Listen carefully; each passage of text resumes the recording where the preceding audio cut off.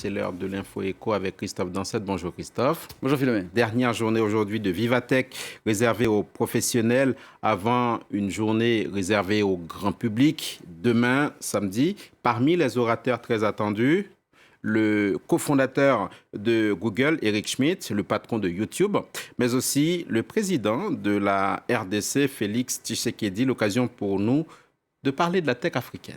Oui, la tech africaine qui est présente cette année à travers un stand, celui de la République démocratique du Congo, justement, où une dizaine de startups ont pu s'installer, ce qui n'a pas d'ailleurs été chose facile puisqu'il a fallu présenter les mesures sanitaires nécessaires et puis obtenir un visa. Mais parmi cette dizaine de startups qui est présente sur ce stand, eh bien, nous avons la chance de recevoir la fondatrice de l'une d'entre elles, Gisèle Mwepu, fondatrice de la startup Okapi qui permet aux femmes africaines d'accéder à un compte en banque. Ce qui n'est souvent pas le cas. Ce qu'on sait souvent, c'est que les startups, elles permettent de trouver une solution à un problème. Et c'est justement exactement ce à quoi vous avez fait face. Bonjour, merci pour la parole. Moi, c'est Gisèle Mwepu. Je suis PDG et fondatrice de la société Okapi Finance, qui est une fintech avec pour mission de bancariser les non-bancarisés. Avec 80% des gens non bancarisés en Afrique et plus de 95% en RDC. Et la majorité de tous ces non-bancarisés, ce sont des femmes, 65% pour l'Afrique. Et en République démocratique du Congo, il n'y a que 10% des bancarisés qui sont des femmes. Donc vraiment, c'est un combat et c'est une mission et c'est une grande tâche à réaliser.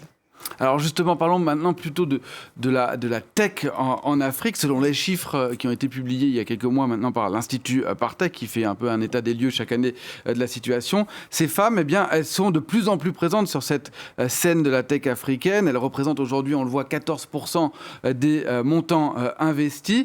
Est-ce que c'est plus difficile aujourd'hui d'être une femme entrepreneuse en Afrique et en RDC en particulier qu'en Europe ou aux États-Unis ?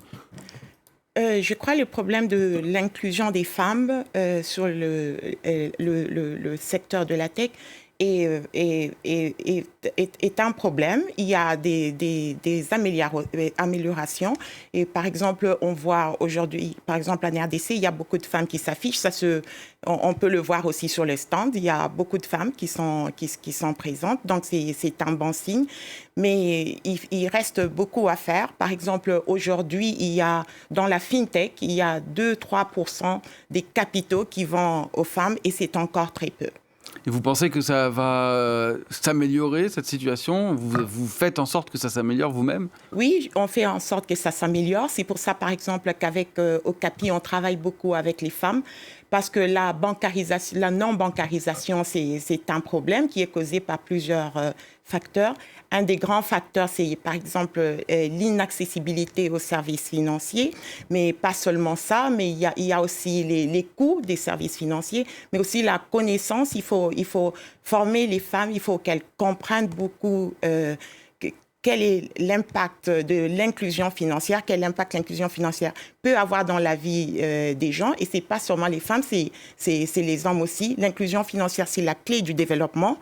Et il faut inclure financièrement les gens pour pouvoir diminuer la pauvreté aussi. Alors, de manière plus générale, la tech en Afrique, on sait, elle est en train d'exploser, un peu comme un peu partout dans le monde, avec un nombre de levées de fonds qui battent record sur record, année après année.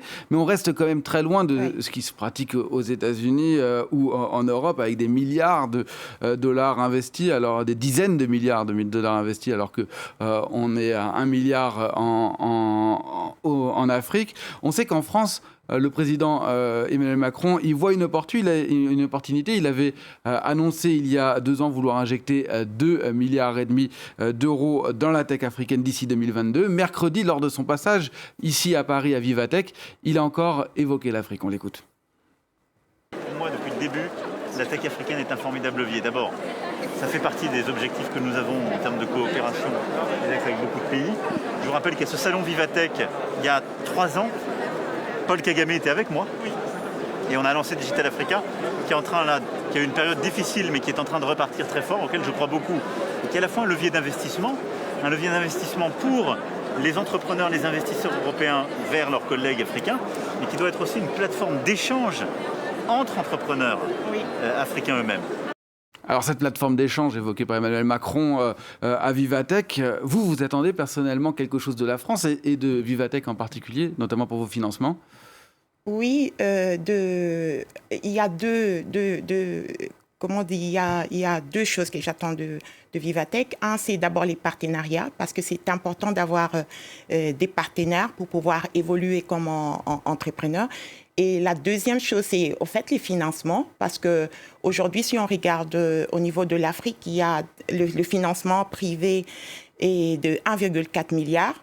Et pour la RDC, c'est juste 4,6 millions, ce qui est encore très peu. Et donc, on attend beaucoup de la France, de l'Europe et du monde entier qui devraient se focaliser sur ce continent qui est l'Afrique, avec des pays comme le Congo, presque 100 millions d'habitants. C'est des grands marchés. Le marché européen est saturé. L'Afrique est le prochain grand marché du monde. Il faut s'y mettre maintenant. Et ceux qui vont rater le train, malheureusement, ça sera trop tard pour eux. Eh bien, merci beaucoup.